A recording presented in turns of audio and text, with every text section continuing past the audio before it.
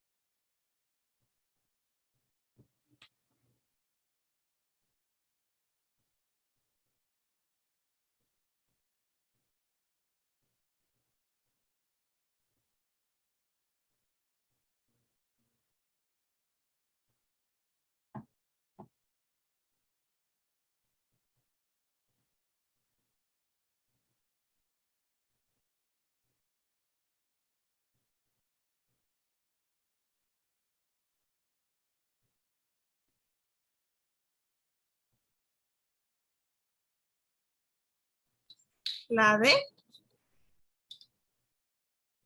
20.16.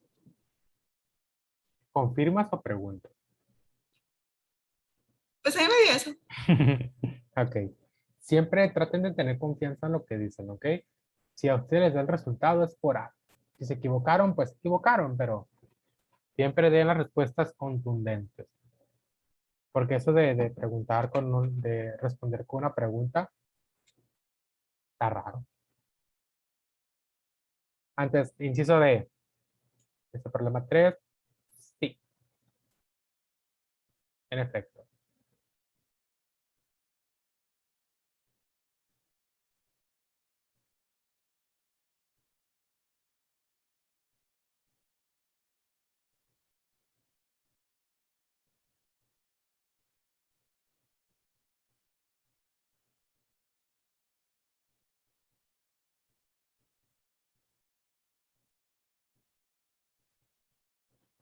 Siempre que tengamos un problema donde amerite hacer una conversión de unidades, es útil plantearse pues, la estrategia, ¿ok? ¿Qué es lo que tengo? ¿Qué es lo que quiero? ¿Y qué me dan para lograrlo? Por ejemplo, aquí me dan, iniciamos con pues, 100 moles de agua, ¿verdad? Iniciamos con moles de agua. A partir de los moles de agua, yo tengo que tener moles de benceno. Es decir, es una conversión. Convertir moles de agua a moles de benceno. Pero pues no tengo una reacción química, es simplemente unidades de conversión. Entonces, yo a partir de esto puedo empezar a trabajar. Yo parto de 100 moles de agua. ¿Ok? Yo parto de 100 moles de agua. Pero pues yo no necesito los moles. ¿Yo qué es lo que necesito? Bueno, yo tengo 100 moles de agua. Necesito saber cuántos moles de benceno pueden haber en esos 100 moles de agua. Pero ¿qué me va a relacionar las moles de benceno con las moles de agua? Pues tengo que ver, ¿ok? Tengo que tratar de pensar qué me puede relacionar eso. ¿Qué tienen en común los moles con los moles? Y podría ser los gramos, ¿verdad? Es una unidad de conversión que hay en común entre las dos. Entonces yo puedo partir de ahí. Yo puedo partir de 100 moles de agua y convertir. Abajo coloco lo que no quiero. Yo no quiero moles de agua, ¿verdad? ¿Yo qué quiero? Yo quiero gramos de agua. Y pues yo tampoco quiero gramos de agua.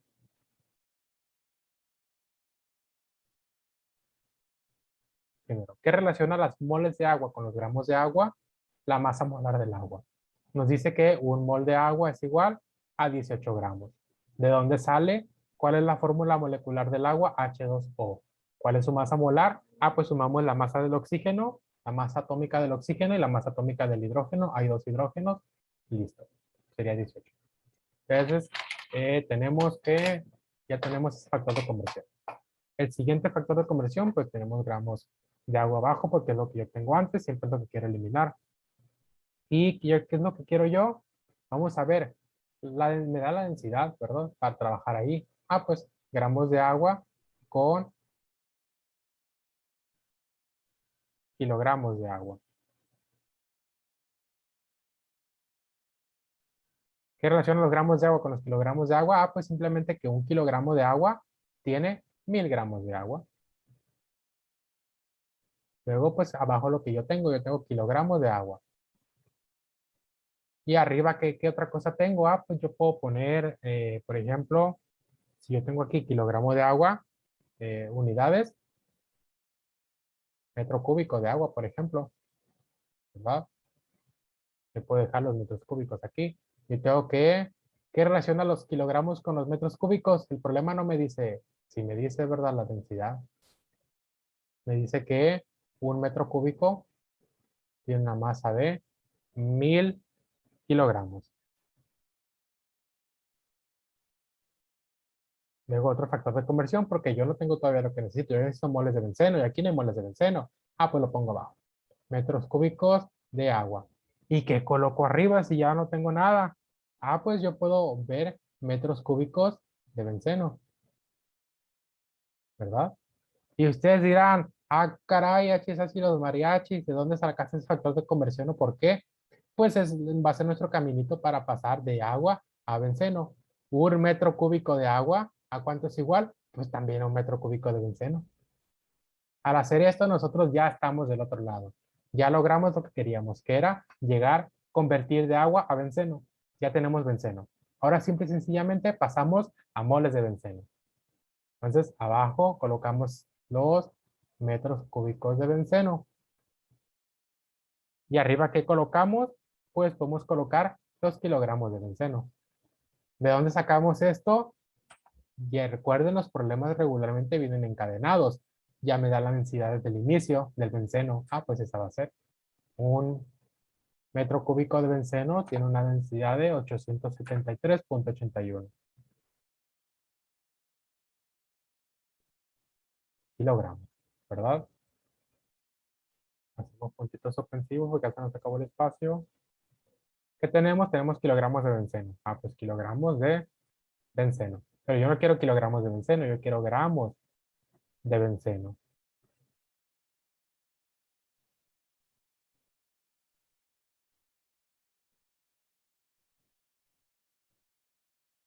¿Qué relaciona esto? Pues que un kilogramo de benceno son 1000 gramos de benceno. Yo coloco gramos de benceno aquí porque es lo que tengo antes, es lo que quiero eliminar. Y arriba puedo colocar mol de benceno. Y llegamos. ¿Qué relaciona esto? La masa molar. Un mol de benceno son 78 gramos. Y si metemos todo esto en la calculadora, pues cancelamos estas unidades con estas, estas con estas, estas con estas, estas con estas, aquí, acá, acá, acá, acá, acá. Y metemos en la calculadora. 100 por 18 entre 1000. Otra vez entre 1000 por 873.81 por 1000 entre 78. Y nos da mágicamente 20.16 moles de benceno.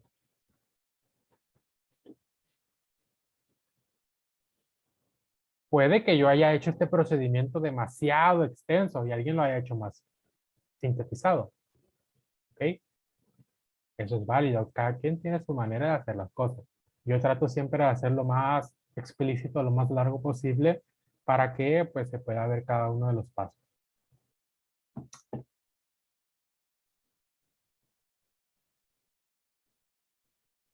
¿Alguna duda con este problema?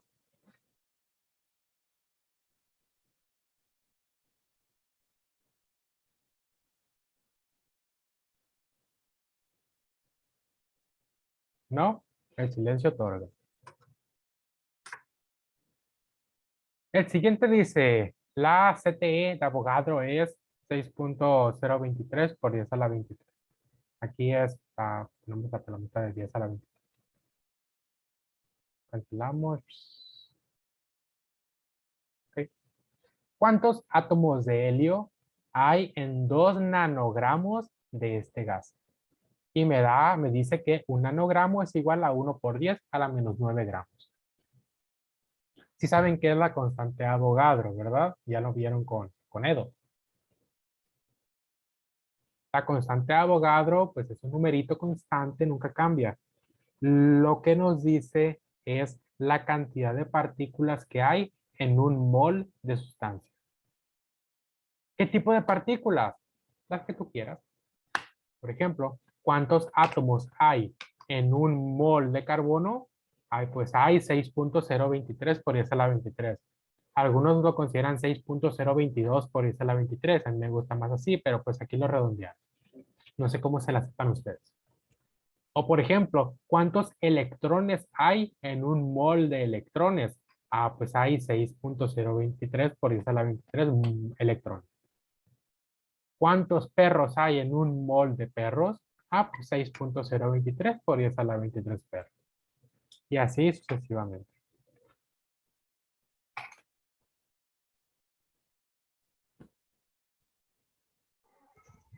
Es la B, si no me equivoco.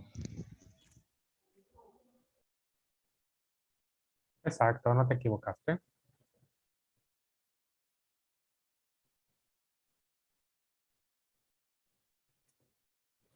Este problema igualmente son conversiones.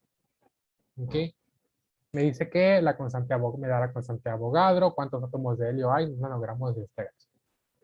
¿Partimos de dónde? De la cantidad de materia que me dan, la cantidad de masa. Ok, tenemos 2 nanogramos de helio, pero yo no quiero nanogramos de helio, yo quiero gramos de helio. Y luego, yo tampoco quiero gramos de helio, yo quiero moles de helio. ¿Por qué moles de helio? Porque la constante de Avogadro está en función a los moles. Pero yo tampoco quiero mol de helio, yo quiero átomos de helio. Rellenamos los factores de conversión, tenemos que un nanogramo es 1 por 10 a la menos 9 gramos. Este dato es el que nos da el problema. Un mol de helio tiene una masa de 4 gramos. Y en un mol de helio hay el número de Avogadro en átomos. Y metemos en la calculadora.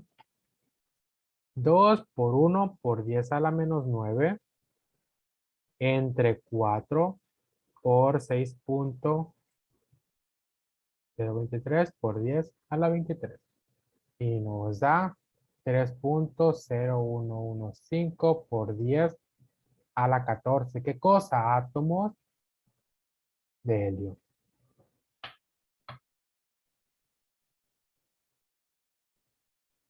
La magia de este problema está en conversiones nuevamente, pero saber qué significa la constante de Avogadro. ¿Alguna duda con este problemita? Pasamos al siguiente.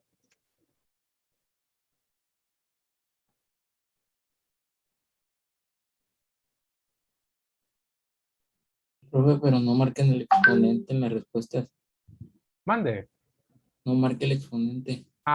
Ok, sí. Nosotros lo ponemos, no te preocupes. Ahí está. Pero sí, tienes razón, no marcan los exponentes.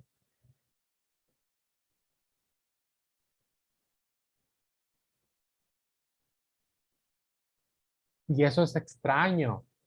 Te pone pues en una posición extraña porque si en el examen te viene pues este problema y con ese error de escritura, ¿consideras que la respuesta B es correcta o amerita una X la respuesta correcta?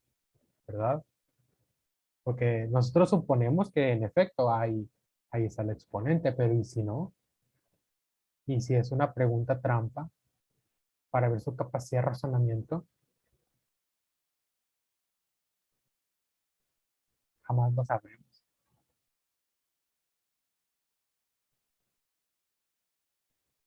Vamos al siguiente. El siguiente dice, las ppm, partes por millón, son unidades de concentración. muy utilizadas en estudios de contaminación de aguas o concentración de elementos en fluidos de seres vivos. En gramos, una ppm equivale a 1 gramo en 1 millón de gramos. Si se logra disolver 1 mol de benceno, da otra vez con el benceno, en 100 metros cúbicos de agua, igual aquí no hay exponente. La concentración de benceno en esta mezcla sería en partes por millón. ¿Ya vieron algo sobre unidades de concentración? Más o menos. Si saben que una sustancia, bueno, una disolución está formada por un soluto y un solvente. El soluto es el que se encuentra en menor proporción. El solvente es el que disuelve al soluto. La concentración de una sustancia, de una solución está en función al soluto.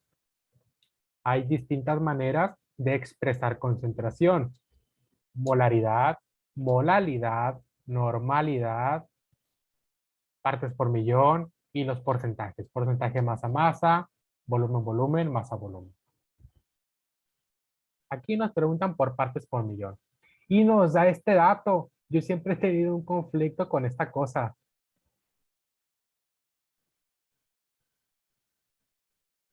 En gramos, una parte por millón equivale a 1 gramo en 1 millón de gramos. Para ustedes, ¿qué significa eso? O bueno, primero denme la respuesta y ahorita me dicen qué significa eso.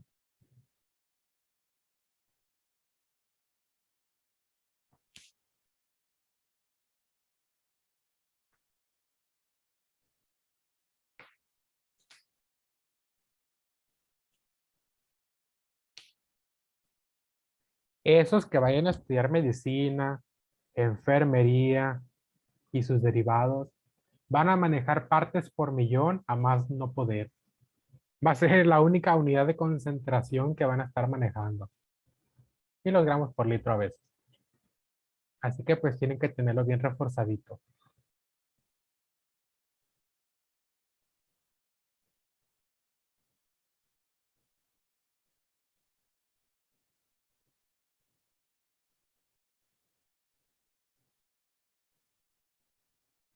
Un consejo es que si ustedes creen que saben cómo resolver el problema sin utilizar, por ejemplo, el procedimiento que el problema te está invitando a utilizar, lo pueden hacer tranquilamente.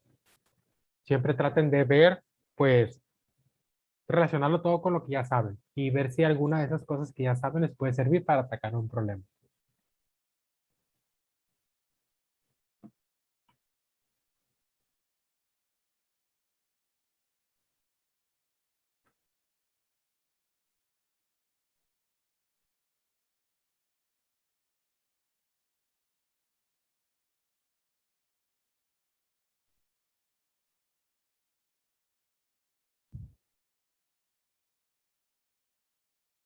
Tienen 10 segundos para terminar. Si no, los voy a sacar de la sesión. 10, 9, 8, 7,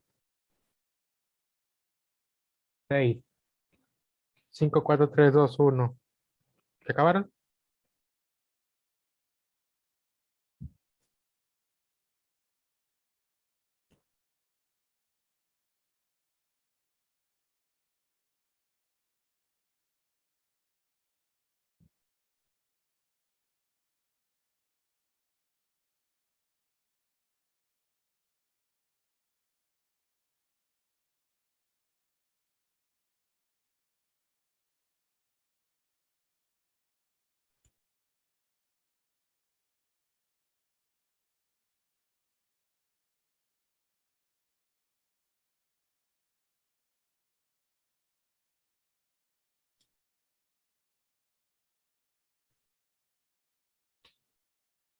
Nunca habían calculado partes por millón.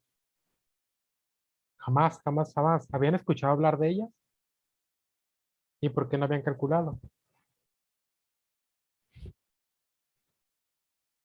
Me hicieron llorar de la tristeza.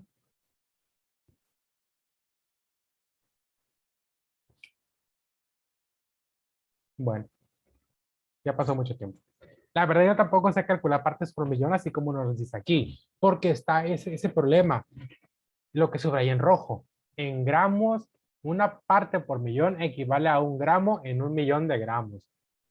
Entonces yo me pregunto, ¿cómo meto ese factor de conversión en la conversión para convertir las unidades? Es lo que me hace ruido a mí. Pero, pero yo sé que las partes por millón, ay, se fue, ya lo después. Yo sé que las partes por millón son igual a miligramos entre litros. Es decir, miligramos de soluto entre, vamos a ponerlo, volumen de la disolución, volumen en litros. Siempre tengan presente esta parte, les va a servir mucho en la vida diaria. Partes por millón es igual a miligramo entre volumen, volumen en litros. Y ahí se da la relación. De miligramos a litros hay 1 millón de diferencia. Hay 6 ceros de diferencia. Pues ahí puede ser eso. El punto aquí, de miligramos a esa cosa. Con esta formulita yo ya puedo calcular concentraciones en partes por millón facilito. ¿Cómo? Ok, la concentración, vamos a ponerlo bien, de C6H6. Siempre que ustedes vean concentración, bueno, siempre que ustedes vean una estructura, una fórmula química dentro de corchetes, significa concentración. La concentración del benceno, ¿a qué va a ser igual? No me la piden partes por millón. Yo sé que las partes por millón son los miligramos del soluto, ¿verdad? ¿Cuántos miligramos de soluto tengo? Tengo muchísimos, ¿verdad? Tengo 1 mol de benceno. Tengo 1 mol de benceno. ¿Y de volumen que tengo? Tengo 100 metros cúbicos. Entonces yo primero tengo que convertir a miligramos y a litros. Puedo hacer ese factor de conversión. Yo tengo 1 mol de benceno. 1 mol de benceno, convertimos. Abajo lo que no quiero, yo no quiero mol de benceno. Yo quiero gramos de benceno. Pero yo tampoco quiero gramos de benceno. Yo quiero miligramos de benceno. Es lo que yo necesito para meter en la fórmula. ¿Qué relaciona los gramos con los miligramos? Pues que 1 gramo tiene 1000 miligramos. ¿Qué relaciona los gramos de benceno con los moles de benceno? La masa molar. Uno es 78. Metemos esto en la calculadora. 1 por 78 por 1000. Pues muchos ceros, ¿verdad? Más le ponemos. Y es 7.8 por 10 a la 4. O para los camaradas, 78.000. 78.000 ¿qué? Miligramos. Ahora vamos con el volumen. Tenemos 100 metros cúbicos. Tenemos 100 metros cúbicos. Yo no quiero metros cúbicos. Yo quiero litros. ¿Qué relaciona los metros cúbicos con los litros? Pues que en 1 metro cúbico hay 1000 litros. Y multiplicamos 100 por 1000. Nos da más mucho.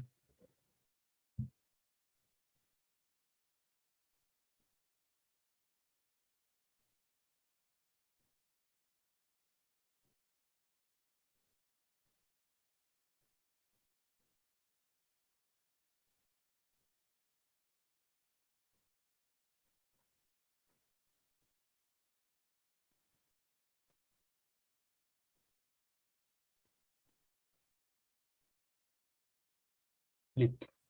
¿Ok? Ya tenemos esto, ya tenemos el volumen y los miligramos. Metemos en la formulita. Habíamos dicho que era los miligramos entre el volumen en litros. Esto va a ser igual a 78.000 miligramos entre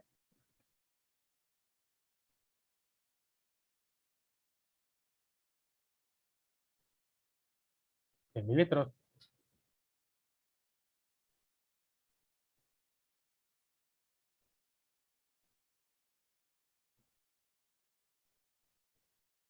y nos da 0.78 partes por millón. Y inciso B. Aquí 0.78 partes por millón, o también se puede decir 0.78 miligramos por litro. Ambas denotaciones son correctas. Pero como me piden partes por millón, partes por millón. Entonces, el punto de este problema es esta formulita de aquí. Hoy han aprendido algo nuevo. Logro desbloqueado. La fórmula de partes por millón. Miligramo por volumen. Entre volumen en litros. ¿Ok? Siempre, esta fórmula no necesariamente tiene que ser miligramo entre litros. Puede ser pues una parte más arriba. Por ejemplo, gramo entre 1000 de litros. Y así. ¿Ok? O miligramo entre kilogramo también podría ser, porque se llevan 6 ceros de diferencia. ¿Alguna duda con este problema?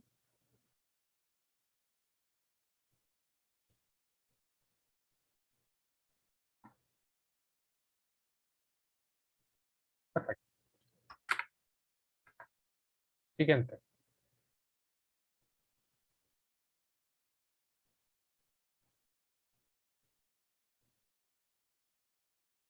Dice, en un litro de plasma sanguíneo hay 3.25 gramos de iones sodio.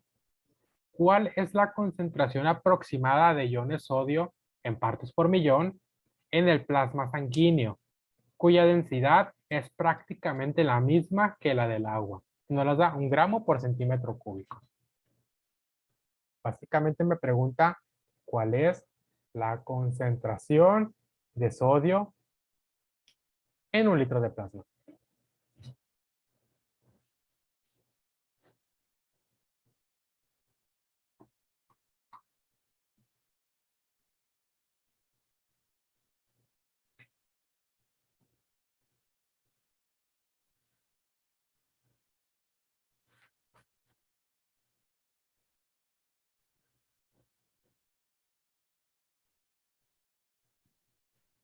La A. La A.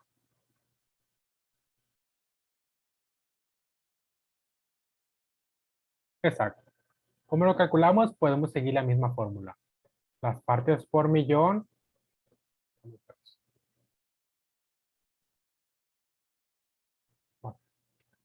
minúscula es igual a los miligramos del soluto entre el volumen de la solución. Le pongo L porque volumen en litros, para no complicarme la vida. ¿Qué volumen me da? Me dice 1 litro de plasma. Ah, pues 1 litro. Sencillo el volumen. Ya están las unidades que lo necesito. Ahora el soluto. ¿Cuál es el soluto? Es el sodio. ¿Ok? Me dice que en ese litro hay aproximadamente esta cantidad en gramos de sodio. Pero a mí no me sirven los gramos. Yo necesito miligramos. ¿Cómo convertimos gramos a miligramos? Podemos hacer factor de conversión. 3.25 gramos de sodio, de iones sodio. Yo no quiero gramos de sodio. Yo quiero miligramos de sodio. O en 1 gramo hay 1000 miligramos y nos da 3250 miligramos.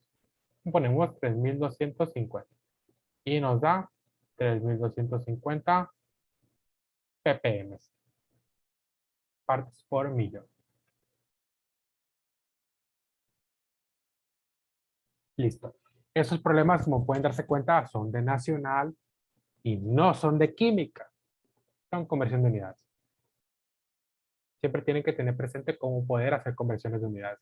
Cuando dominen la conversión de unidades, van a dominar estequiometría de ley.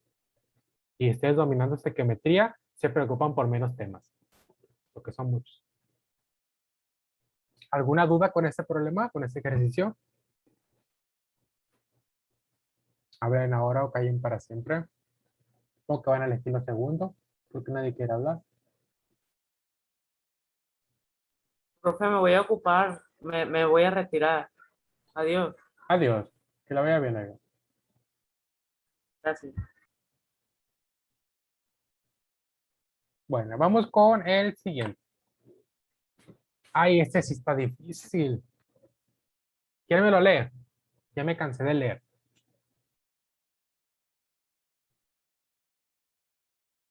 No se amontonen. La configuración electrónica del ion sodio, de un ion sodio es ¿Cuál es? La D.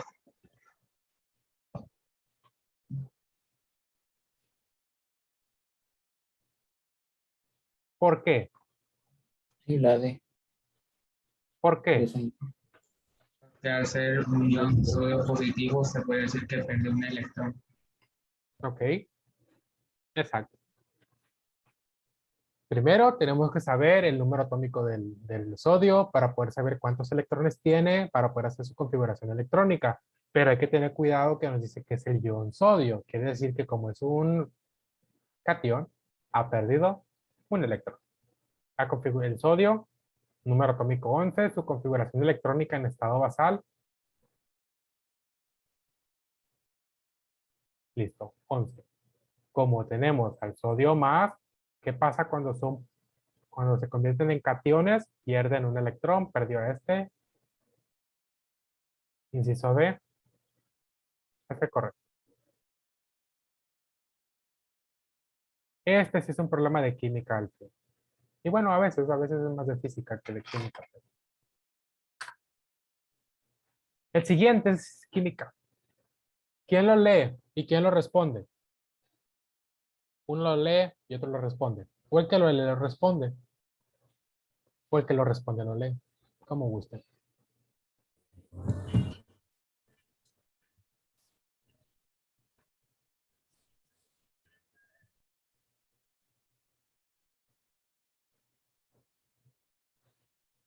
Si saben leer, ¿verdad?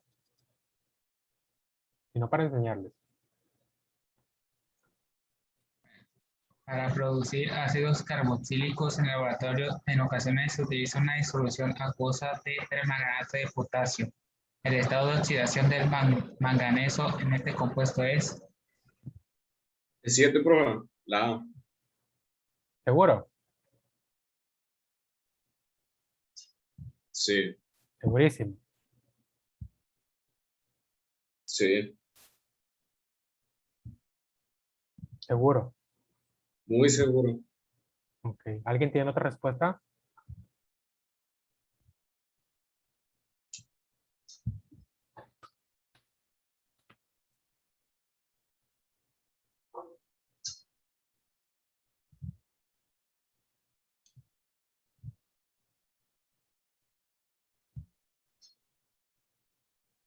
Bueno, nadie tiene otra respuesta. Nadie te respalda. ¿Qué fue el caso? Y a mí nadie me hace caso. Estamos en las Esa es, mismas. profe. Esa es. Porque el oxígeno trabaja con -2, así que es -8. El potasio es alcalino. Pues uno de oxidación es igual 8 -8, 1, entonces debe dar 7. En efecto. Recordemos que los números de oxidación, los estados de oxidación, como les quieran llamar, valencias, si son más raritos, es una carga imaginaria que adquiere el átomo, el átomo cuando se encuentra enlazado en una molécula. Que básicamente son cargas imaginarias. Se calculan en base a ciertas reglas que ya están preestablecidas.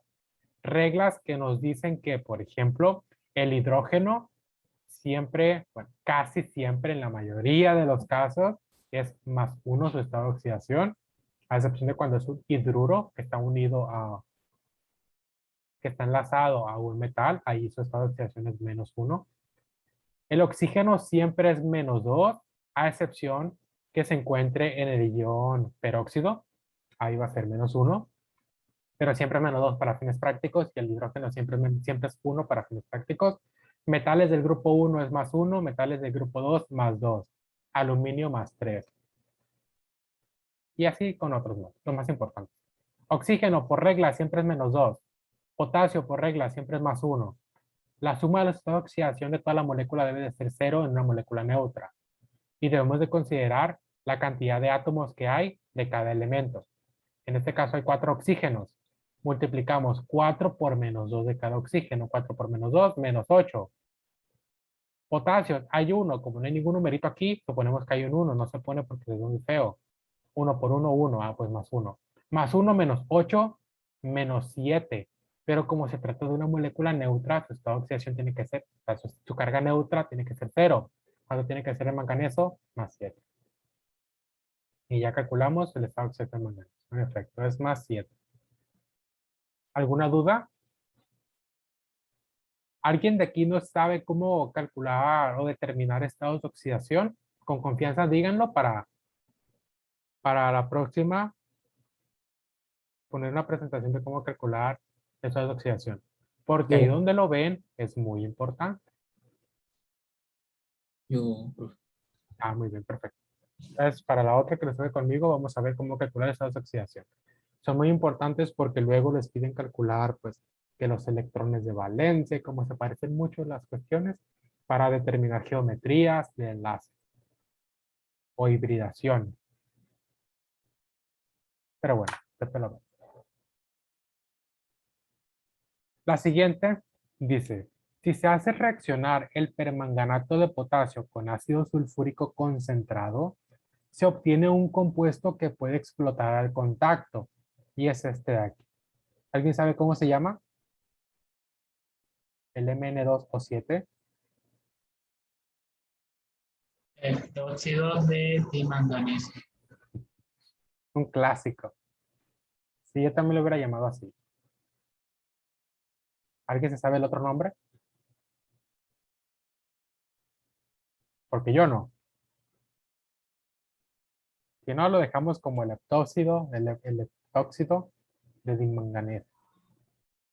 Bueno, en la reacción propuesta se obtiene además agua y bisulfato de potasio. Al balancear esta reacción, se encuentra que por cada mol de permanganato reaccionan de ácido sulfúrico, ¿cuántos?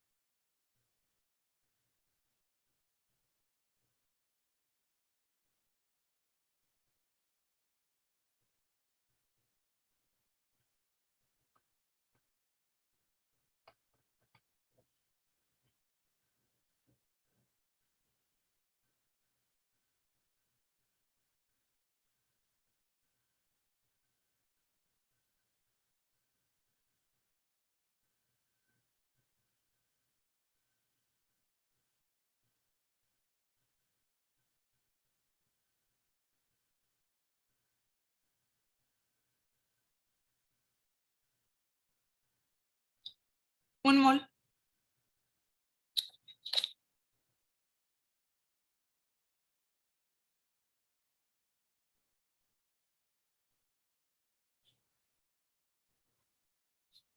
¿Alguien tiene otra opción? Antes de subrayar esta.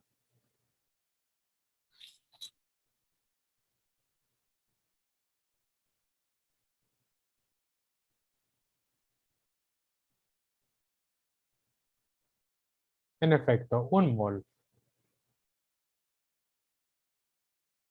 ¿Puedes contarnos cómo lo descubriste? ¿Cómo lograste resolver el problema? Lo balanceé por método de Por el tonteo. balanceo. Sí, del tanteo. Puse que el ácido sulfúrico más el KMNO4 y ya producían el agua, el permanganato y el sulfato de potasio.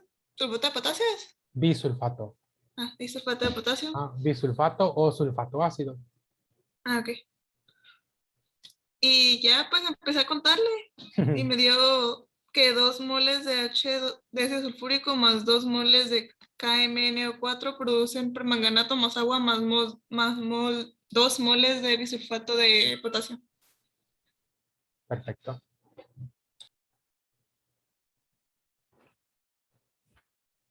Y escrito ya todo lo que mencionó Esmeralda es, vamos leyendo primero siempre hay que leer muy bien el problema. Se hace reaccionar esto de aquí, se hace reaccionar esto de aquí con esto de acá. Y se obtiene, recuerden, el obtiene en una ecuación química se representa con la flechita. El con o el más, el con se representa en una ecuación química con el más. Entonces tenemos que el permanganato de potasio reacciona con ácido sulfúrico para producir o se obtiene esto de aquí, el que tiene el nombre raro, más esto de aquí, más esto de aquí.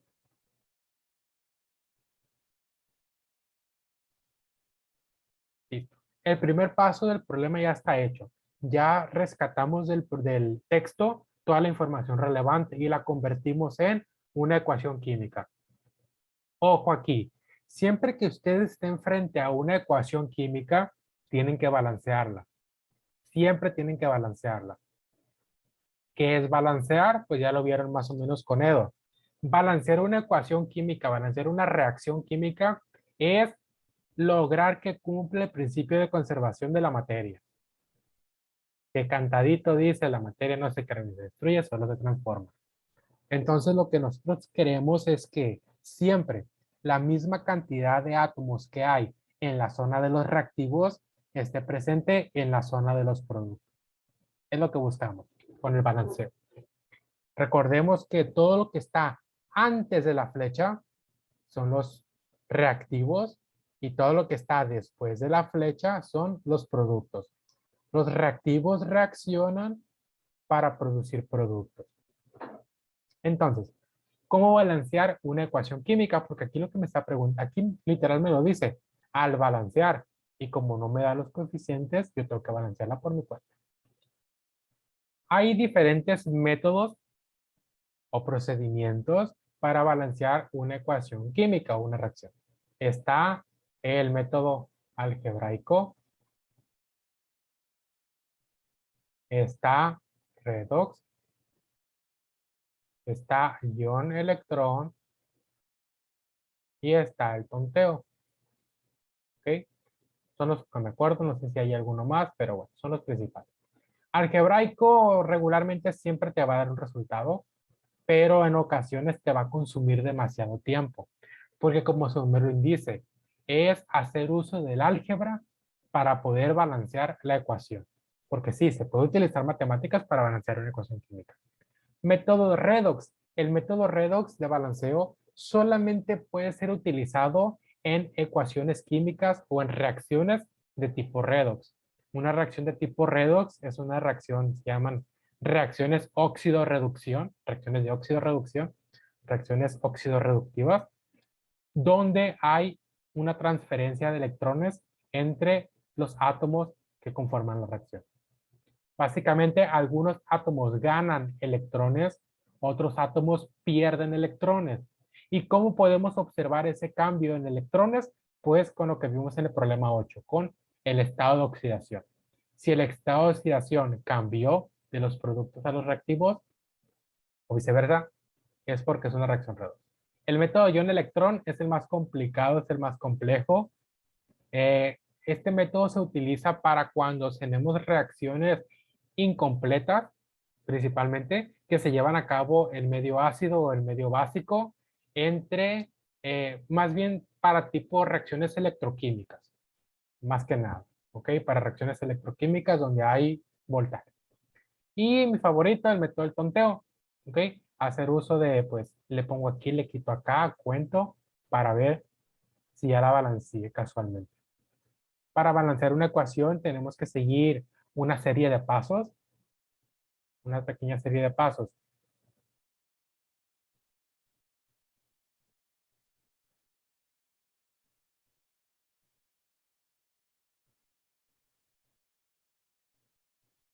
¿Cuáles son esos pasos? Primero,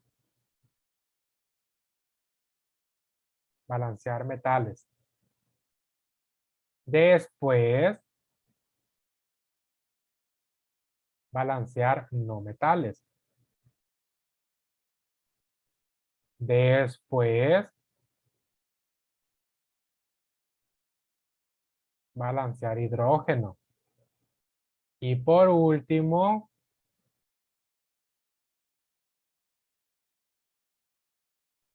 balancear oxígeno. Regularmente, si ustedes realizan un correcto balanceo de metales, de no metales y de hidrógeno, el oxígeno se balancea automáticamente. Cuando cuenten, ya van a estar los átomos que deben de estar. Ese siempre es lo que tienen que hacer. Por ejemplo, vamos a balancear esta ecuación por el método más sencillo, que es el tanteo. Primero, balanceamos metales. ¿Qué significa balancear metales? Pues bueno, para yo balancear una ecuación química, solamente puedo colocar coeficientes estequiométricos. Los coeficientes estequiométricos son los numeritos que se colocan delante de cada una de las especies. Si yo coloco, por ejemplo, delante del permanganato de potasio un 3, pues su coeficiente estequiométrico es 3. Si delante de ácido sulfúrico coloco un 4, su coeficiente estequiométrico es 4. Solamente ahí se pueden colocar números. No se pueden borrar los subíndices de aquí y poner otro. No se puede hacer eso. Tampoco se puede poner numeritos, subíndices donde no hay. Si, por ejemplo, delante del potasio no hay, yo no le puedo poner un 2 aquí, porque eso cambia completamente la naturaleza de la molécula. Inclusive hacen moléculas que ni siquiera pueden existir. ¿Ok? Típico carbono con 5 enlaces. Entonces, balanceamos primero metales. Identificamos metales. Tenemos manganeso y potasio en la zona de los reactivos. En la zona de los productos también solamente manganeso y potasio. Entonces procedemos con estos dos. Vamos viendo. ¿Cuántos manganesos tenemos aquí? 1. Aquí no hay ninguno. Aquí hay 1. Si aquí hay 1 y acá hay 1, está balanceado. Hay la misma cantidad en la derecha que en la izquierda. En la zona de los reactivos que en la zona de los productos. Ahora el potasio. Tenemos un potasio aquí. Aquí no hay. Acá no hay. Acá tenemos un potasio. Ok, el potasio ya está balanceado. Profe, el magnesio no está balanceado. Son 2 magnesios en los Ya. productos. Perfecto. Aquí 2, ¿verdad? No. Sí. Como aquí tenemos 1, acá tenemos 2. Entonces colocamos un 2 aquí. Si colocamos un 2 aquí, este 2 va a afectar a todo lo que esté enseguida de él. Quiere decir que ya tenemos 2 manganesos aquí y 2 manganesos acá. Potasios, ahora sí, aquí tenemos 2 también. Acá tenemos 1, colocamos un 2 aquí. Ya balanceamos los metales. Ahora vamos con los no metales. No metales tenemos al azufre. Aquí tenemos 2 azufres, perdón, un azufre. Acá tenemos 2 azufres. Pues colocamos un 2 aquí. Ya balanceé el azufre.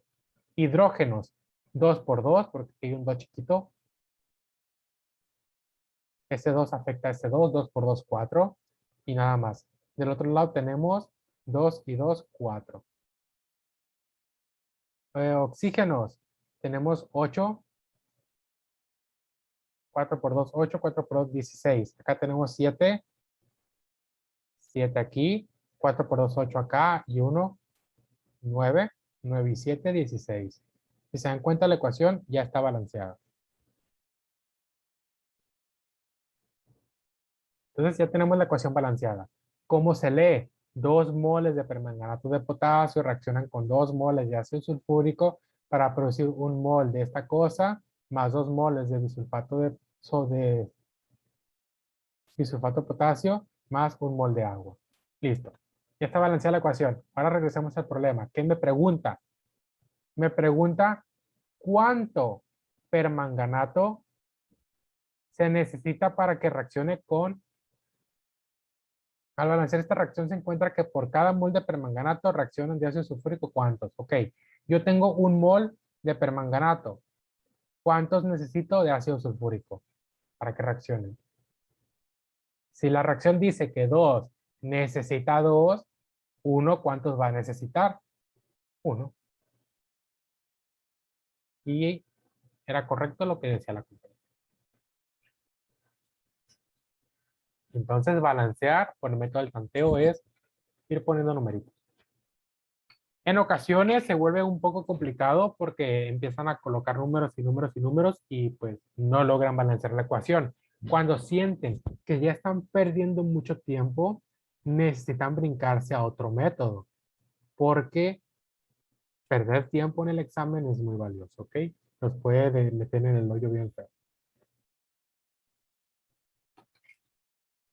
¿Alguna duda?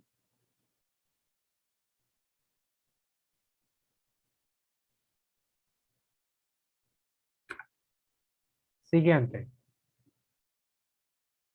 Si la reacción anterior se lleva a cabo en disolución acuosa, se propone la siguiente ecuación y ya nos las da.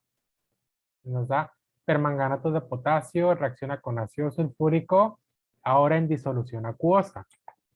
¿Ok? Eso que tenemos aquí, y esto de acá, y esto de acá, y esto de acá, y esto de acá, y esto de acá, eso es lo que está dentro del paréntesis, por si no sabían, son los estados de agregación. Cuando tenemos una sustancia, por ejemplo, sodio, y hay una S, quiere decir que está en estado sólido. Cloruro de sodio en estado sólido. Si nosotros ahora tenemos cloruro de sodio, pero hay AC, o cloruro de sodio y hay AQ, significa que está en disolución acuosa, o bien solvatado. El AQ significa que es una disolución. Hay cloruro de sodio en agua. Siempre. ¿Por qué no se pone una Cl y una L? Porque el cloruro de sodio no puede estar en estado líquido.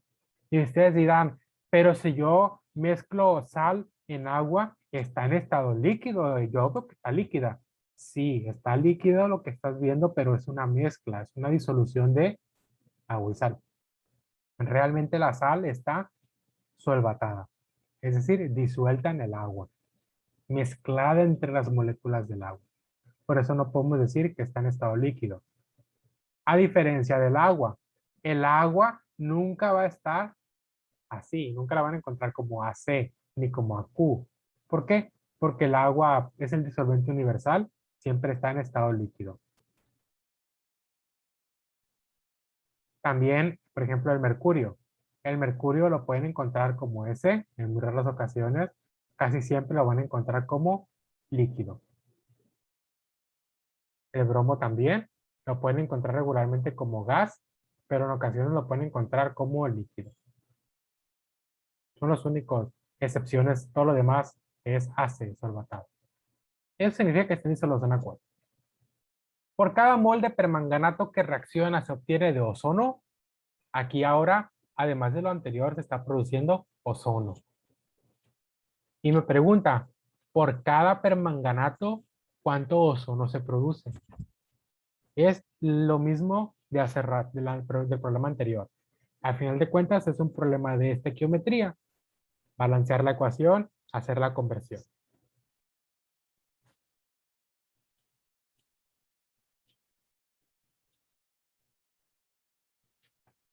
A ver quién tiene la respuesta.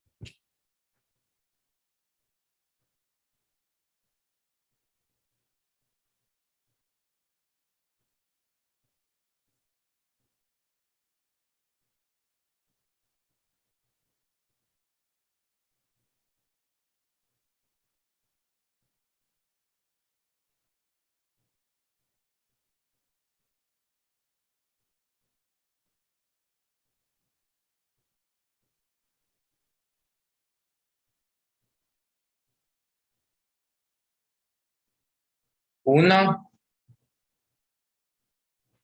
1, inciso B.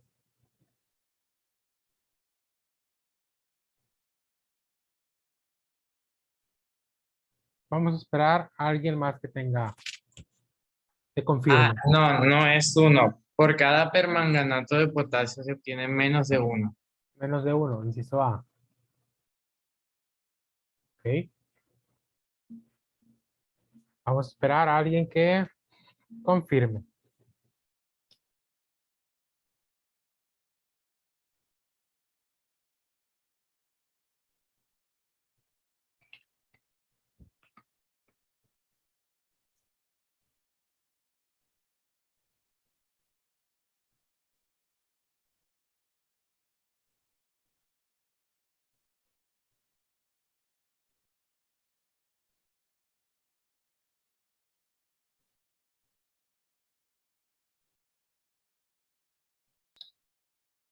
A mí también me dio menos de 1.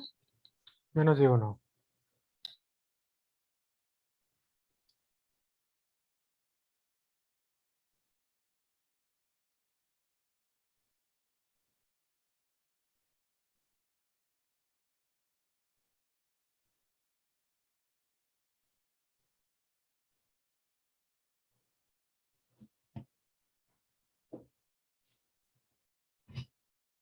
Entonces, vamos viendo. Este problema se resuelve idéntico que el anterior. Exactamente el mismo procedimiento. Hay que balancear la ecuación y posteriormente, una vez balanceada, ver, observar cuánto se produce de lo que deseamos. Reescribimos la ecuación nada más para tener espacio y poner los numeritos.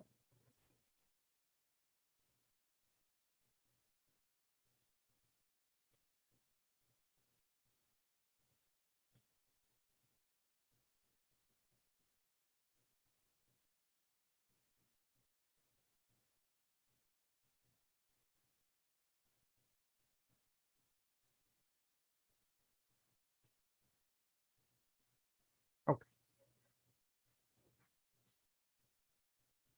Balanceamos. Siempre podemos intentar iniciar con el método del tanteo. Si vemos que no podemos, nos brincamos a otro método. Por método de tanteo, primero balanceamos metales. Tenemos manganeso aquí, manganeso acá, manganeso está balanceado. Tenemos potasio aquí, tenemos 2 potasios acá. Potasio ya no está balanceado. Aquí 2, acá hay 1. Pues colocamos un 2 aquí. Si colocamos ese 2, potasio ya está balanceado, potasio balanceado, pero el manganeso ya se desbalanceó.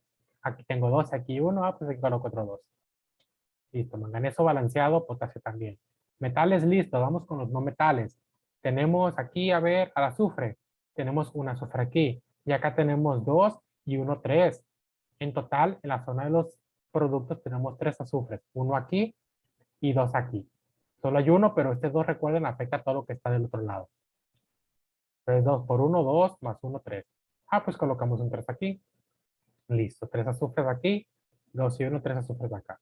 Azufre está balanceado, vamos con el hidrógeno. 3 por 2 tenemos en total 6 hidrógenos. De este otro lado tenemos nada más 2. Pues ponemos un 3. 3 por 2, 6 también. Listo, hidrógeno balanceado. Vamos con el oxígeno.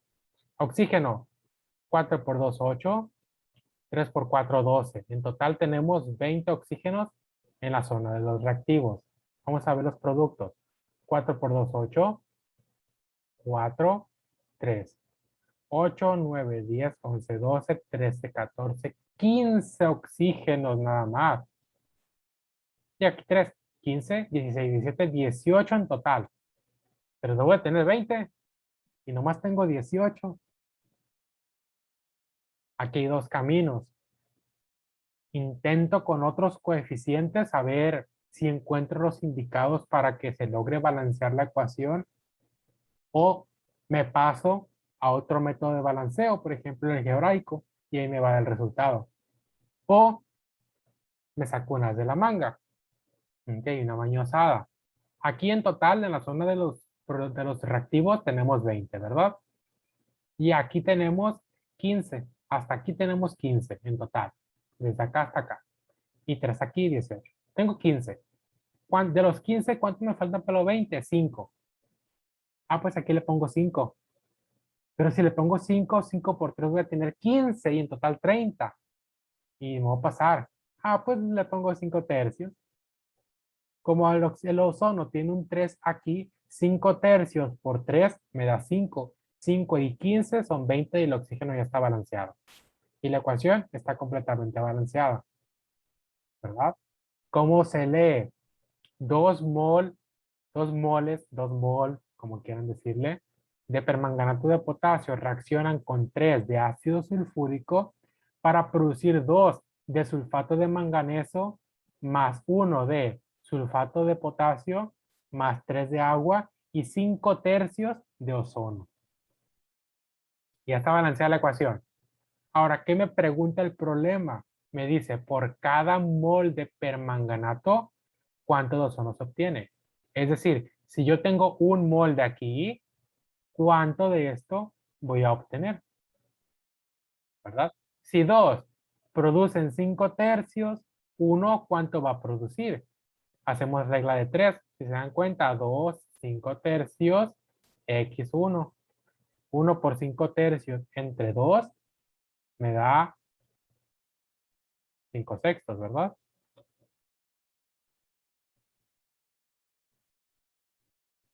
5 sextos es más de 1, menos de 1, más de 2 o 2.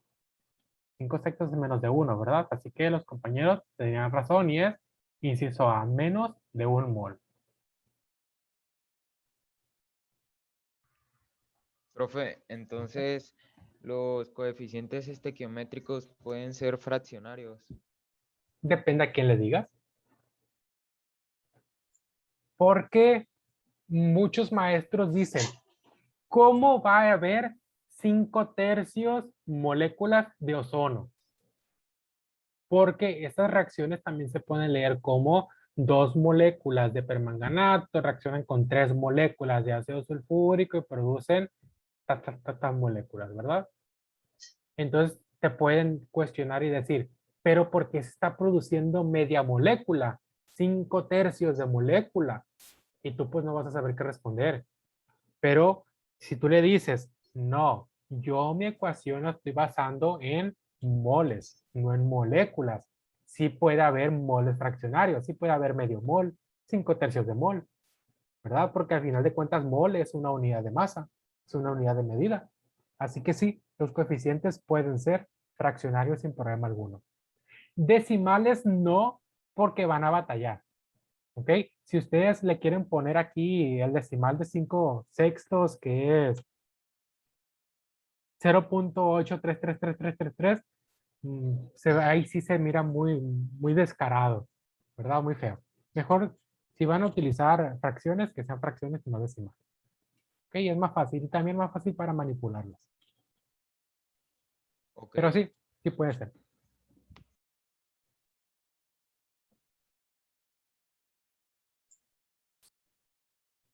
¿Alguna duda con este problemita?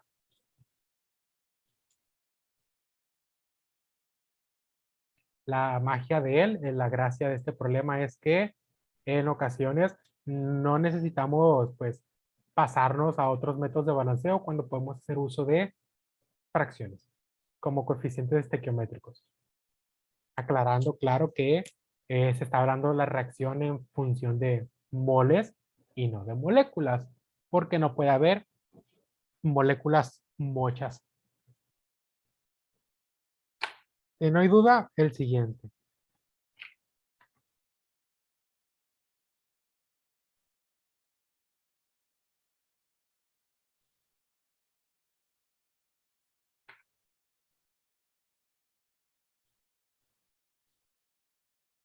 El problema 12 dice, si en la molécula de benceno se sustituye un hidrógeno por un grupo OH, se produce el fenol, cuya estructura es, y nos da la estructura del fenol. Está aquí. Un benceno, un anillo aromático, un benceno unido con un OH, básicamente. Dice, se pueden disolver hasta 83 gramos de fenol en 1 litro de agua. ¿Cuántos litros de agua se necesitarían para disolver 1 mol de fenol?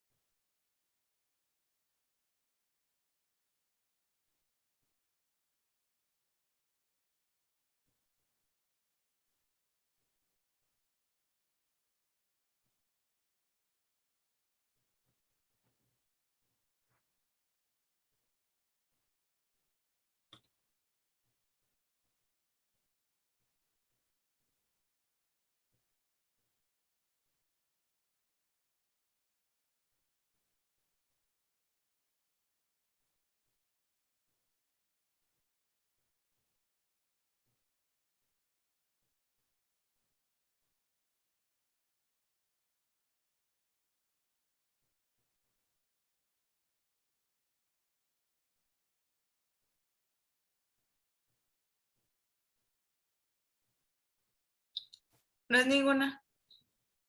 No hay ninguna. Entonces le ponemos la primera ¿Cuánto X. te dio a ti?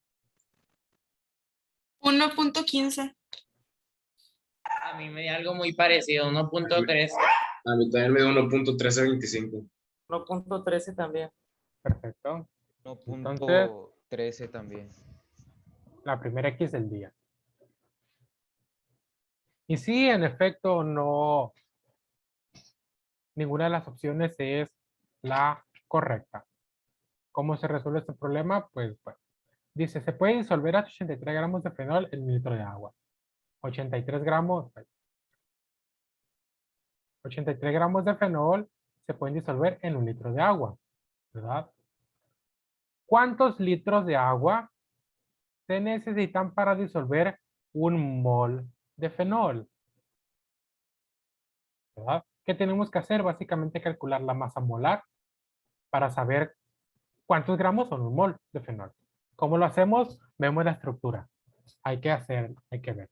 Recordemos que en su clase de química orgánica, este tipo de estructuras es una forma condensada de, pues, de escribir carbono, hidrógeno, carbono, hidrógeno, carbono, hidrógeno, carbono, hidrógeno, carbono, hidrógeno, carbono, hidrógeno, aquí y aquí. Es lo mismo, ¿verdad? Pero de forma condensada. Para que se vea más bonito. En la química orgánica los palitos y bolitas son mejor. Entonces, cada vértice es un carbono. Carbono aquí, carbono aquí, carbono aquí, carbono aquí, carbono aquí, carbono aquí. ¿Cuántos carbonos hay? 6. Hidrógenos, ¿cuántos hay? Vamos viendo. Cada carbono puede tener solamente hasta 4 enlaces, nada más. Ese carbono de aquí, ¿cuántos enlaces tiene? 1, 2, 3 y 4. Por lo tanto, no tiene hidrógenos. Este carbono de aquí, 1, 2, 3 enlaces. Quiere decir que tiene un hidrógeno para completar 4 enlaces. Y así con los demás. 1, 2, 3, 4, 5, 6 hidrógenos y un oxígeno. ¿Ok? Si sacamos la masa molar de esto, pues es 6 carbonos por la masa molar de cada carbono, que es 12, más 6 hidrógenos por la masa molar del hidrógeno, que es 1, más 16 del oxígeno, y nos da 94 gramos. Entonces, 94 gramos es un mol. Y hacemos la regla de 3. 94 por 1, entre 83. Y nos da que se necesitan 1.13 litros. Aprox. Depende las masas molares que consideren, qué tantos decimales, etcétera, etcétera, etcétera. Pero siempre van a elegir la respuesta que más se acerque a lo que ustedes calcularon. Entonces, este problema es sencillito. Por regla de 3, sale. Una mini conversión. ¿Alguna duda con él? Nunca había escuchado que participaran tantos al mismo tiempo. Me siento orgulloso. Siguiente. Para quemar un mol de fenol y producir dióxido de carbono y agua, ¿cuántos moles de oxígeno gaseoso se requieren? Aquí ustedes tienen que armar la ecuación química, tienen que balancearla y ver cuántos moles se necesitan.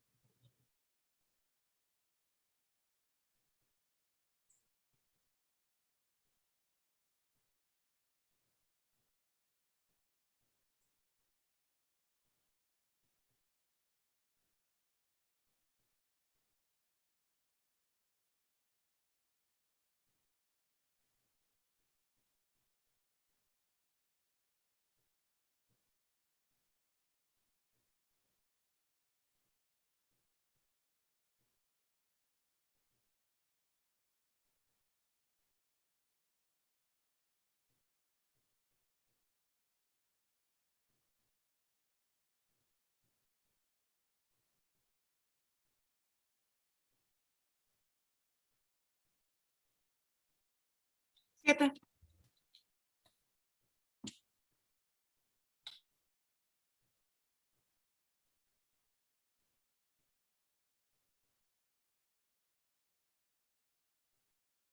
¿Alguien más?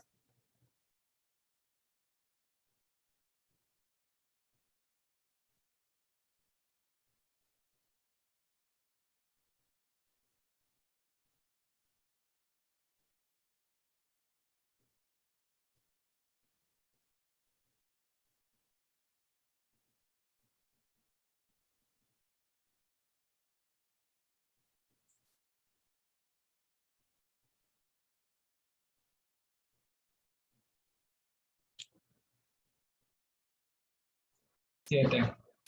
Perfecto. En efecto, sí es cierto. ¿Cómo se hace el problema? Pues es idéntico, bueno, prácticamente idéntico a lo que vimos tres antes. Dice, para quemar un mol de fenol y producir dióxido de carbono y agua, ¿cuántos moles de oxígeno gaseoso se requieren? Lo primero que tenemos que hacer es plantear la reacción. Siempre que veamos quemar, es una reacción de combustión. Y en una reacción de combustión participan un compuesto orgánico y oxígeno. Donde el compuesto orgánico es un compuesto que tenga carbono, hidrógeno y oxígeno, carbono, hidrógeno nada más. Entonces, para quemar un mol de fenol? Tomamos la fórmula molecular del fenol, que ya calculamos previamente, C6H6, y reacciona con el oxígeno, porque dice que se está quemando, una combustión con oxígeno. ¿Y qué produce? Produce dióxido de carbono y agua. ¿Ok? Aquí en ocasiones pueden ver, por ejemplo, una flechita arriba, un triangulito abajo. Ese triangulito significaría calor, pero por si acaso luego en algún día tienen la duda. Procedemos a balancear. Primero metales, no hay metales. No metales, tenemos el carbono. ¿Cuántos carbonos hay? 6. Y acá hay 1, colocamos un 6. Hidrógenos tenemos 6. Acá tenemos 2, colocamos un 3. 3 por 2, 6, listo. Oxígenos, aquí tenemos 6 por 2, 12. Y 3 tenemos 15 en total. Acá tenemos 1, 2, 3. Nada más. ¿Qué podemos hacer? Aquí colocamos un 7. 7 por 2, 14 y 1, 15. 15 y 15, la ecuación está balanceada. Primer paso completado, hemos balanceado la ecuación. Segundo paso, ver la pregunta. ¿Cuántos moles de oxígeno gaseoso se requieren para quemar uno de fenol? La ecuación ya me lo está diciendo. Como aquí no hay nada, es un número imaginario. 1 de fenol requiere 7 de oxígeno. Es lo que nosotros calculamos, es el coeficiente estequiométrico. Opción, la D. Entonces basta con saber cómo armar una ecuación química a partir del texto que me da el problema. Profe, una duda. Entonces, el oxígeno con el que reacciona es por la combustión, ¿verdad? Sí, exacto. Sí, sí, el oxígeno es... Siempre que vean combustión, hay oxígeno de por medio. Siempre que vean quemar, también hay oxígeno de por medio, para que lo tengan presente.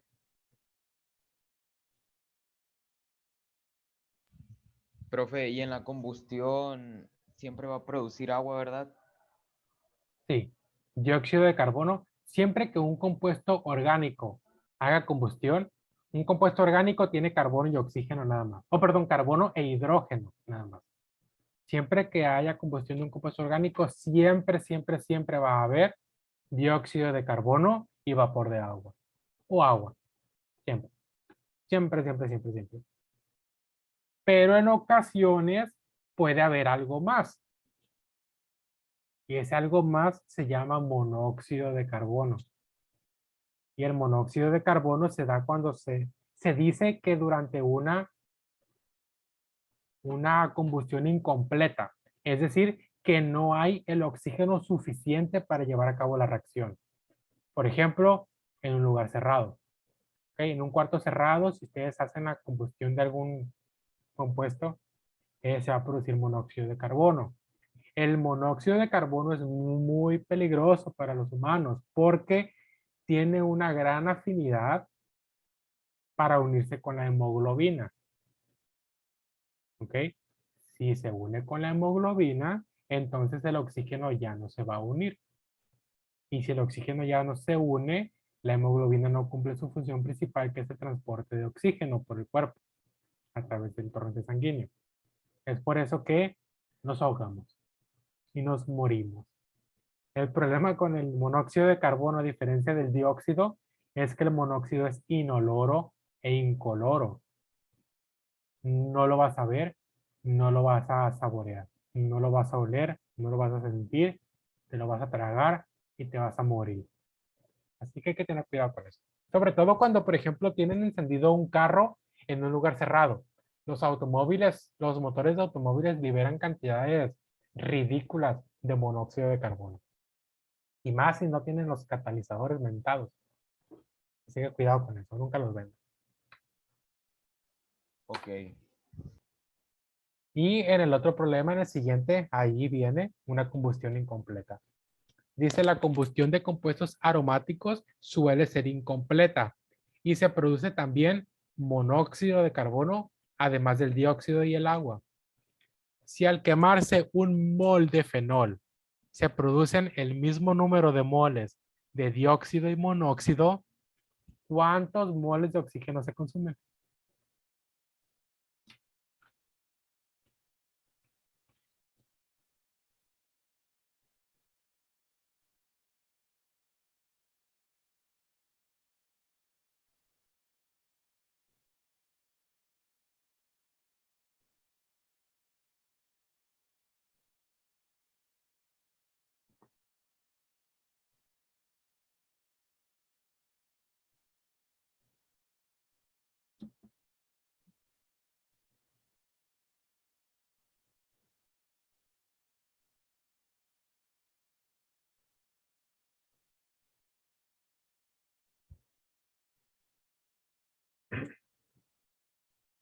Es la D.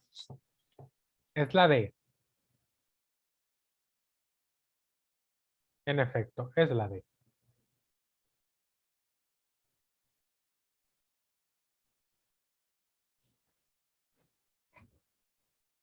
¿Cómo llegaste a esa conclusión? Pues me di cuenta de que para que sea la misma cantidad de CO2 y CO tienen que ser 3 y 3, porque el fenol tiene 6 átomos de carbono. Y ya sumé. Eran Mm. 3 átomos de 3 moléculas de agua, 3 moles de carbono, de CO y 3 moles de dióxido de carbono. Y pues serían 3 por 2, más 3, 12, menos 1, 11. Y ya, serían 11. No alcanzarían a los 6 moles, pues. Ok, serán De 11 medios, ¿verdad? 5.5 Sí. moles. 5.5 moles de O2. Exacto. Planteamos la ecuación. Es similar a la de arriba, la combustión del fenol. Y produce dióxido de carbono, pero también monóxido y agua.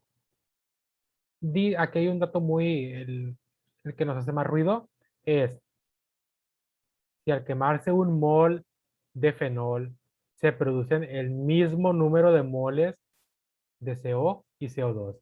Es decir, lo que se produzca de este se va a producir de este. ¿Y cómo vemos eso? Pues lo podemos ajustar directamente desde la ecuación, desde el balanceo. Como dice la compañera, ¿cuántos carbonos tiene el fenol? Tiene 6, ¿verdad? Y tenemos carbono y tenemos dióxido de carbono y monóxido. Podemos repartir 3 aquí y 3 acá. Al poner 3 y 3 como coeficientes estequiométricos, vamos a balancear. A ver, vamos a balancear así poniendo 3 y 3. Ya balanceamos el carbono. Ahora hidrógenos tenemos 6. Aquí tenemos 2, ponemos un 3. 3 por 2, 6. Listo. Oxígenos. 3 por 2, 6. 3 aquí y 3 acá. 6, 7, 8, 9, 10, 11, 12 de este lado. En total tenemos 12 oxígenos. Acá tenemos 3, 1 y 2. 12 menos este nos da 11, ¿verdad? Me faltarían 11. Ah, pues aquí le pongo 11 medios. Si yo pongo 11 medios por 2 me da 11. 11 y 1, 12 y 12, listo, está balanceada la ecuación. Y se cumple la condición de mismo número de moles, porque tenemos 3 aquí y 3 acá. Se está produciendo el mismo número de moles. ¿Y qué me preguntaba el problema? ¿Cuánto oxígeno se producía con uno de este? ¿Cuántos se producen? 11 medios. 11 medios traducidos son 5.5. Quiere decir que son menos de 6.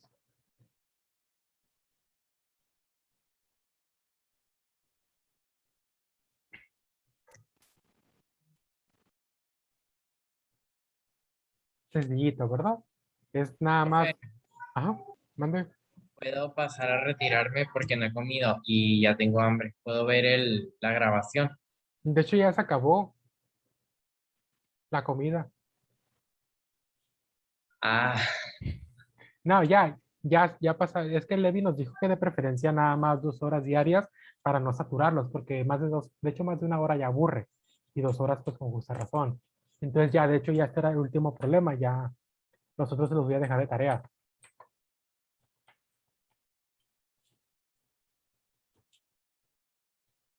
Así que sí, puedes pasar a degustar los sagrados alimentos. Que la sesión de hoy ha ok. terminado. Muchas gracias.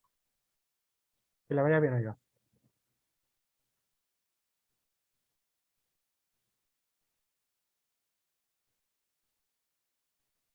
Entonces, de todos los problemitas que vimos ahorita, ¿alguna duda con alguno en particular?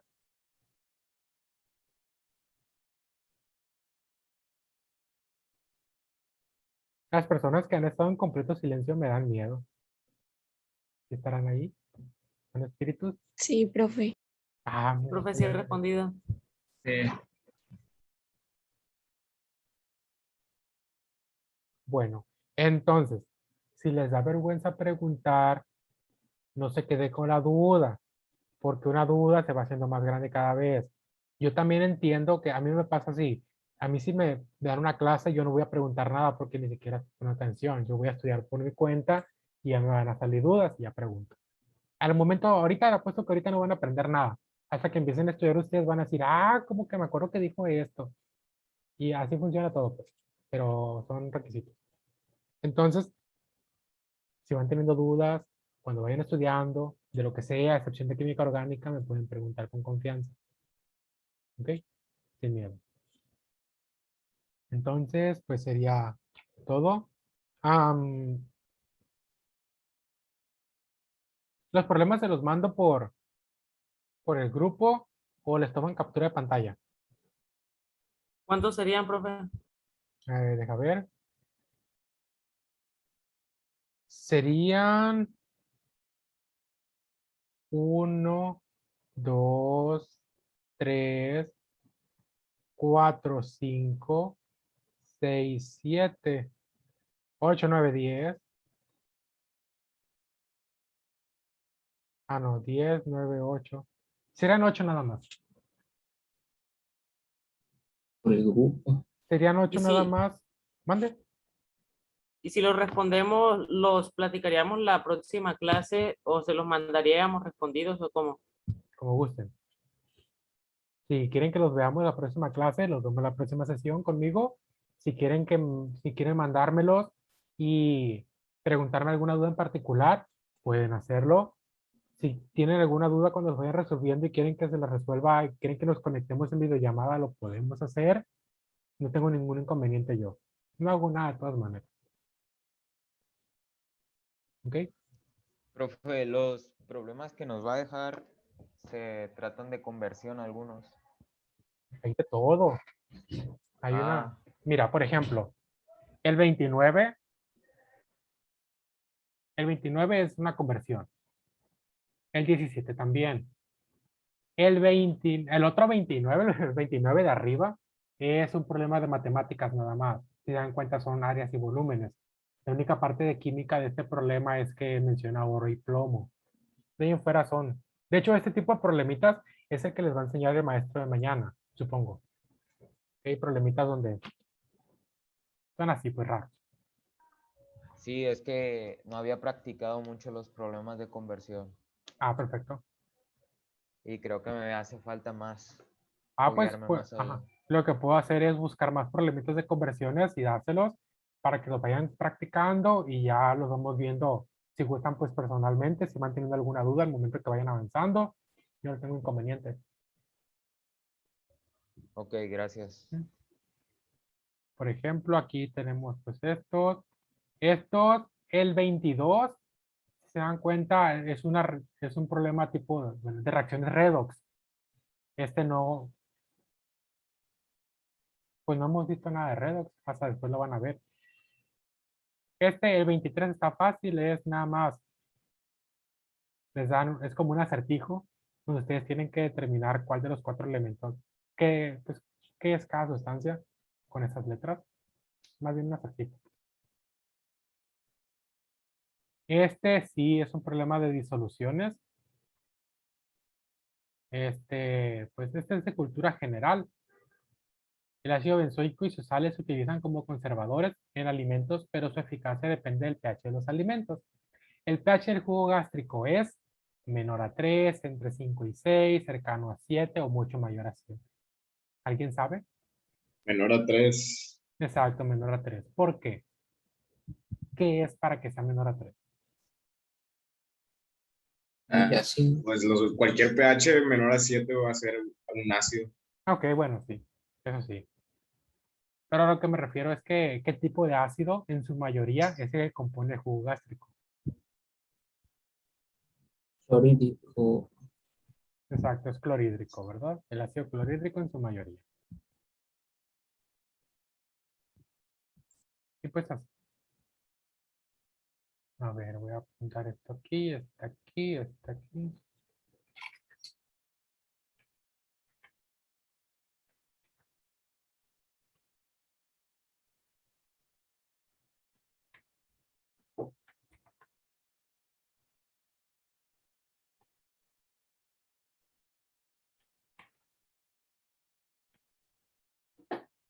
Listo, le pueden tomar una captura de pantalla a esta. Profe, ¿Ande? no nos los pudiera mandar por el WhatsApp, se me hace mucho mejor. Ok, como gusten. Yo se los mando por el WhatsApp.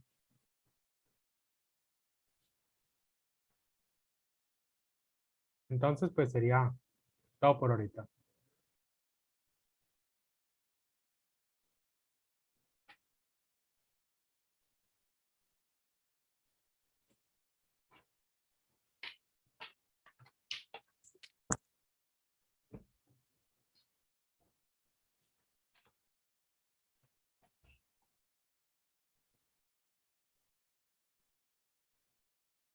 Ya se los mando ahorita, en unos cuantos segundos.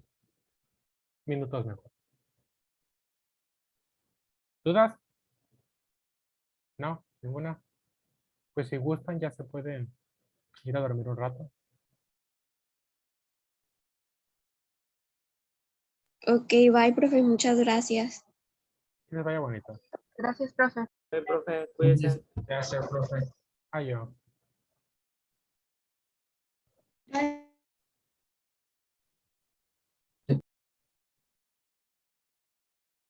Gracias.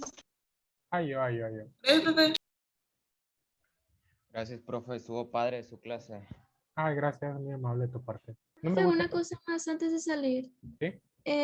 Mi asesor, el maestro Miguel Espitia, me pidió que le mandara saludos. Ay, y dile que igualmente.